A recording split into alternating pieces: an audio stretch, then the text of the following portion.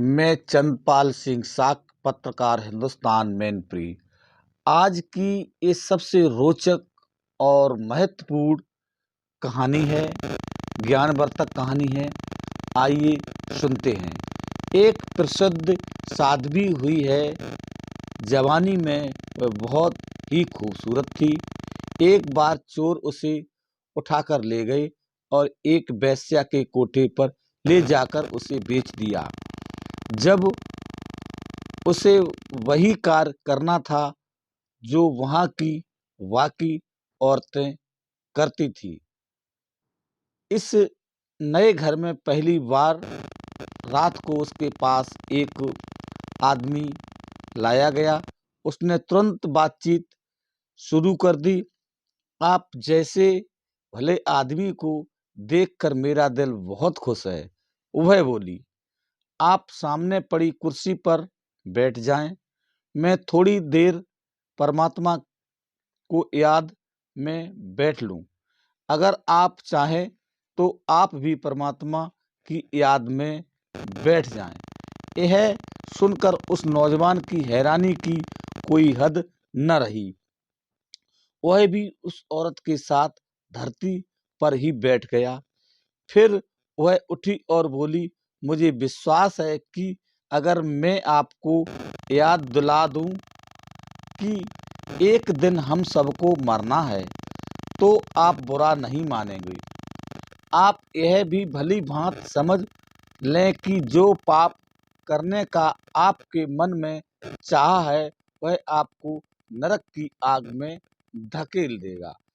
अब आप स्वयं ही फैसला कर लें कि आप यह पाप करके नरक की आग में कूदना चाहते हैं या इससे बचना चाहते हैं।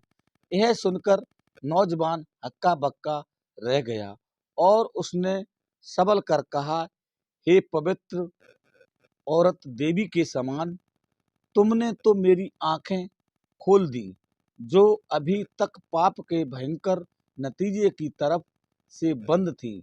मैं वचन देता हूँ कि फिर कभी कोठे की तरफ अपने कदम नहीं बढ़ाऊंगा। हर रोज एक नए आदमी का आगमन औरत के पास भेजे जाते थे। पहले दिन आए नौजवान की तरह उन सबकी जिंदगी भी पलटती गई। उस कोठे के मालिक को बहुत हैरानी हुई कि इतनी खूबसूरत और नौजवान औरत है और एक बार आया ग्राहक दोबारा उसके पास जाने के लिए नहीं आता, जबकि लोग ऐसी सुंदर लड़कियों के दीवाने होकर उसके इर्द गिर्द घूमते हैं। यह राज जानने के लिए उसने एक रात अपनी पत्नी को ऐसी जगह छुपाकर बिठा दिया जहां से वह उस औरत के कमरे के अंदर सब कुछ देख सकती थी। वह यह जानना चाहता था कि जब कोई आदमी उस औरत के पास भेजा जाता है तो वह उसके साथ कैसे पेश आती है। उस रात उसने देखा कि जैसे ही ग्राहक ने अंदर कदम रखा और औरत उठकर खड़ी हो गई और बोली, आओ भले आदमी, आपका स्वागत है। पाप के इस घर में मुझे हमेशा याद रहता है कि परमात्मा हर जगह मौजूद है। वह सब कुछ देखता है और जो चाहे कर सकता है। आपका इस बारे में क्या ख्याल है? यह सुनकर वह आदमी हक्का बक्का रह गया और उसे कुछ समझ न आया कि क्या करें क्या कहें। आखिर वह कुछ हिचकिचाते हुए बोला, हाँ पंडित, और मौलवी भी कुछ ऐसा ही कहते हैं। वह कहती चली गई, यहाँ पाप से घिरे इस घर में मैं कभी नहीं भूलती कि परमात्मा सब पाप देखता है और पूरा न्याय भी करता है। वह हर इंसान को उसके पापों की सजा जरूर देता है। जो लोग यहाँ आकर पाप करते हैं उसकी सजा पाते हैं। उन्हें अनगिनत दुख और मुसीबतें झेलनी पड़ती हैं।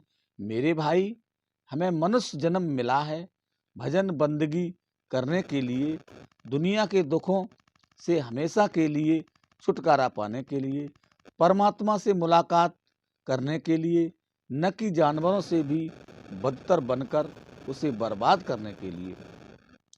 पहले आए लोगों की तरह इस आदमी को भी उस औरत की बातों में छुपी सच्चाई का एहसास हो गया था।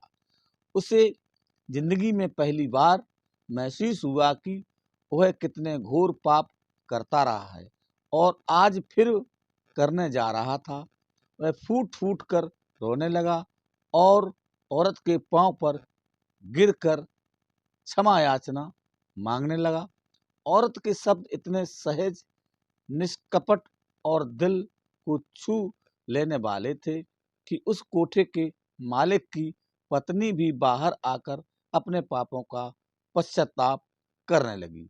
फिर उसने कहा, हे पवित्र लड़की, तुम तो वास्तव में साधु हो। हमने कितना बड़ा पाप तुम पर कर लादना चाहा।